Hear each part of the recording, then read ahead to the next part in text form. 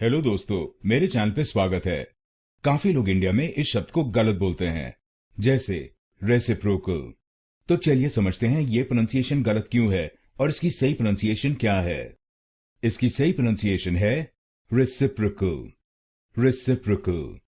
इस शब्द में 4 शब्दांश हैं। पहले शब्दांश को बोलिए रे, रे।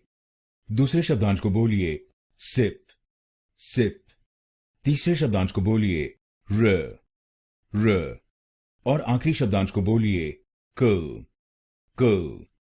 तो बनेगा रेसिप्रोकल, रेसिप्रोकल।